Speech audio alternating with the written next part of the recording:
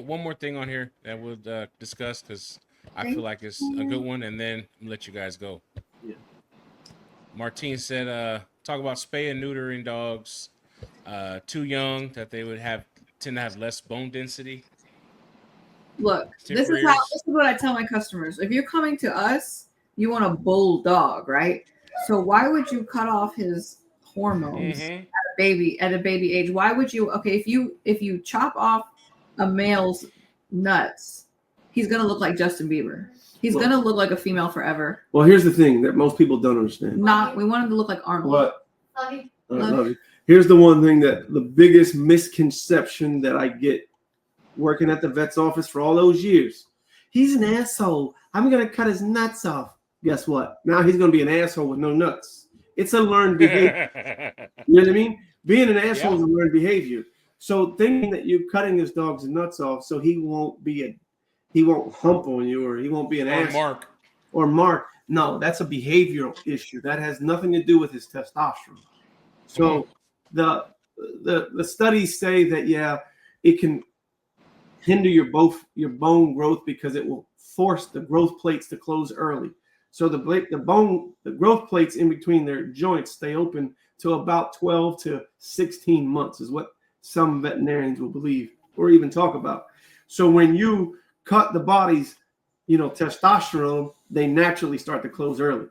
So your dog will look more feminine or lose bone density or mass. Yes, that is a side effect. The other honest side effect to it, to me, is there's a higher chance of causing cancer now.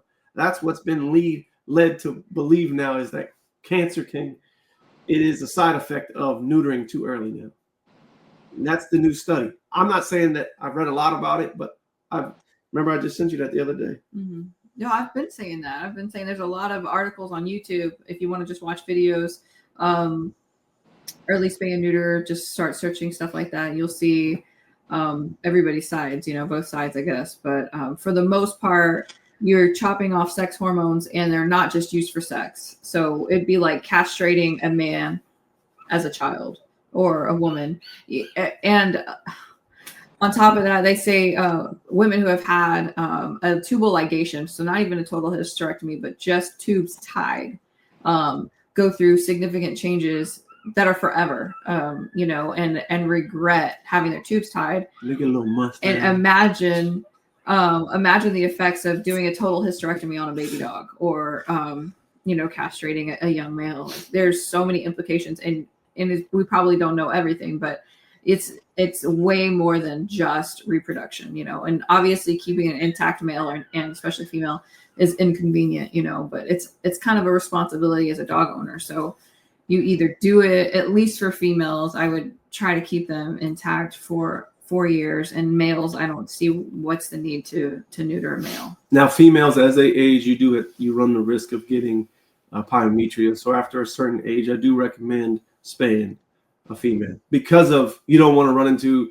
the dog gets a pyometria, which is a infection in the uterus that they can die from. So I'm not telling you not to ever spay and neuter a dog, but I want people to understand by neutering a male dog, if he was a dickhead before he had his nuts, when you cut him off, he is not miraculously going to wake up, a scholar and a gentleman. Yeah, and if good day, sir. If he's a dickhead, he has a robe and a pipe. Yeah, he was an ass and he won't just sleep with nuts. He's got a Cowboys jersey on now. Yeah. Yeah, he's going to wake up a dickhead still.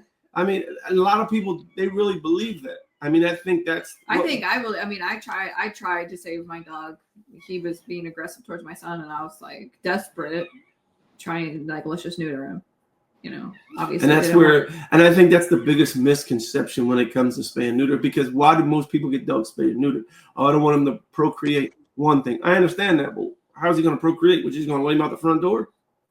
No. If he's a boy, it's not your problem anyway. I think it was like the agenda or propaganda for especially like early 2000s and 90s, like spay and neuter. And I can understand that because a lot of dogs are being put down in shelters. But we have to preach responsible dog ownership, So but the thing is what people that I just don't understand. The theory that doesn't even make sense, that when he goes to sleep with balls, he was a dick, he's going to wake up a gentleman. It's like what you allowed your dog to become or behave like, Yeah.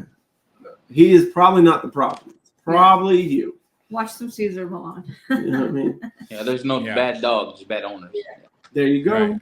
Well, I'm sure there's a little bit of bad dogs too, but yeah. Well, Yeah, it's not they that need a they're bad special dogs. owner. They just need a harder owner. They need a little bit more aggressive owner. Right. Or like Not a hold on, an owner, not a parent.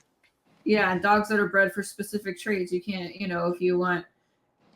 if you want like let's say a Doberman, but you want him to be so, Submissive and calm. calm and just lay there and look at you with its perfectly cropped ears, that's not going to happen, or you have to train it or exercise them or whatever, I don't know how. I'm not villainized yet, but pet parent is that, like, it's a dog. I'm sorry.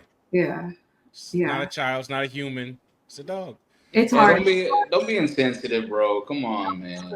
It's hard. It's a hard. Samuel, he lets that little fucker lick him in his face, don't he? Yeah, he does. It's a fine line.